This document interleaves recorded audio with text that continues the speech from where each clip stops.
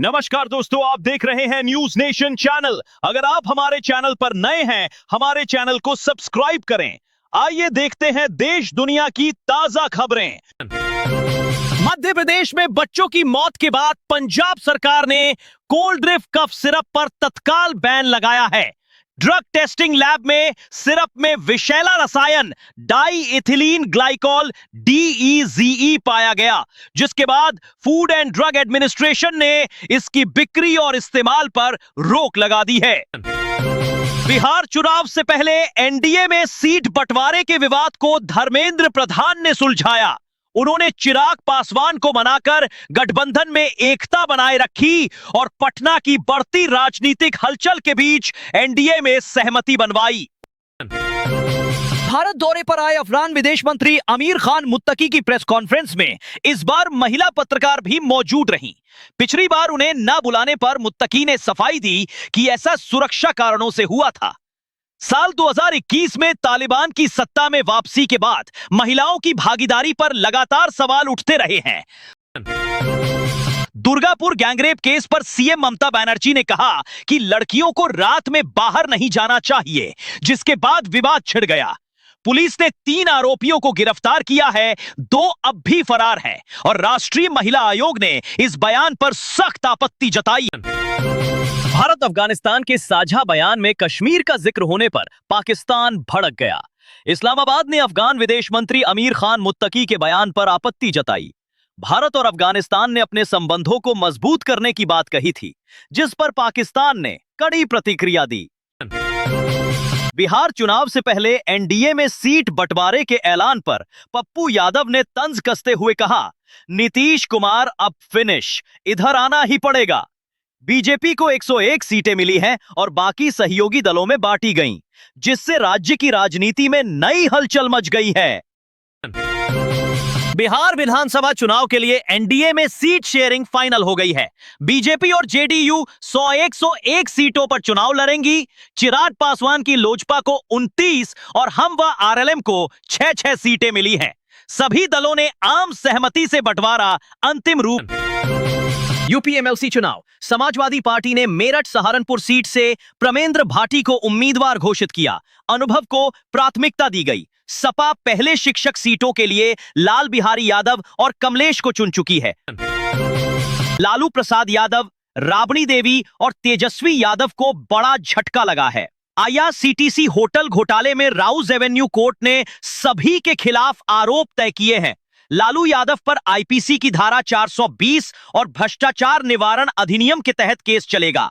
यह फैसला बिहार के आगामी चुनावी माहौल को प्रभावित कर सकता है।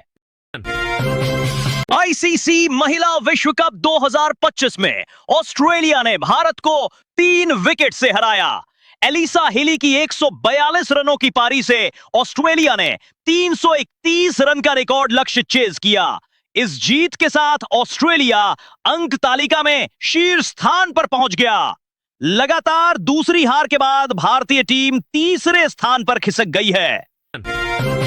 एमबीबीएस छात्रा रेप केस पर ममता बनर्जी के बयान से विवाद बढ़ गया है। ममता ने कहा था कि पीड़िता आधी रात को बाहर थी, जिस पर पिता ने कड़ा विरोध जताया। पीड़िता के पिता ने कहा, घटना रात 8 से 9 बजे हुई थी और बयान असंवेदनशील है। पुलिस ने इस मामले में 3 आरोपियों को गिरफ्तार कर लिया। दिवाली पर बदायूं डिपो ने दिल्ली रूट के लिए खास तैयारी की है। यात्रियों की सुविधा के लिए 10 अतिरिक्त ए श्रेणी की बसें लगाई जाएंगी। अनुभवी ड्राइवर कंडक्टर तैनात होंगे और सभी की छुट्टियां रद्द कर दी गई हैं। जहरखुरानी गिरोह से बचाव के लिए विशेष निगरानी की व्यवस्था की गई है। भारत पहली बार यूएनटीसीसी प्रमुखों के सम्मेलन की मेजबानी करेगा। रक्षा मंत्री राजनाथ सिंह इस सम्मेलन में शामिल होंगे। कार्यक्रम का मुख्य फोकस भ्रष्टाचार विरोधी उपायों पर रहेगा। यह पहल वैश्विक सहयोग और पारदर्शिता को मजबूत करने की दिशा में अहम कदम है। टाटा कैपिटल का आईपीओ आज शेयर बाजार में लिस्ट हुआ।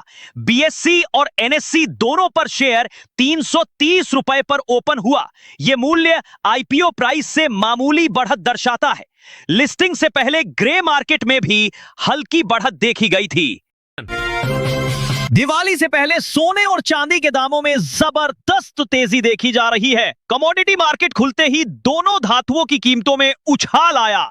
चांदी ने अब तक के सभी रिकॉर्ड तोड़ दिए हैं, जबकि सोना भी तेजी पर है। फेस्टिव सीजन की बढ़ती मांग को इस उछाल की बड़ी वजह माना जा रहा है। चौथे दिन का पहला सेशन वेस्ट इंडीज के नाम रहा। भारत ने अपनी पहली पारी 5 विकेट पर 518 रन बनाकर घोषित की, जिसमें यशस्वी जायसवाल और कप्तान गिल के शतक शामिल थे। वेस्ट इंडीज की पहली पारी 248 रन पर सिमट गई। कुलदीप यादव ने 5 विकेट लिए। तीसरे दिन के अंत तक वेस्ट इंडीज ने 2 विकेट पर 173 रन बनाए। भारत का लक्ष्य जल्द मैच जीतना है। जॉन कैंपबेल ने भारत के खिलाफ दिल्ली में अपना पहला टेस्ट शतक लगाया। उन्होंने रविंद्र जडेजा की गेंद पर छक्का लगाकर यह रिकॉर्ड बनाया और 7 साल का शतक सूखा खत्म किया। कैंपबेल भारत में टेस्ट शतक बनाने वाले पहले कैरेबियाई ओपनर भी बने। उन्होंने शाई होप के साथ 177 रनों की अहम साझेदारी कर वेस्ट इंडीज को मैच में वापसी दिलाई। जलंधर में एक नाबालिग की सड़क हादसे में दर्दनाक मौत हो गई। ओवरलोड ट्रक अनियंत्रित होकर बच्चे को कुचल गया। स्थानीय लोग घटना से आक्रोशित हैं और प्रशासन से सख्त कार्रवाई की मांग कर रहे हैं। पुलिस ने मामला दर्ज कर जांच शुरू कर दी है।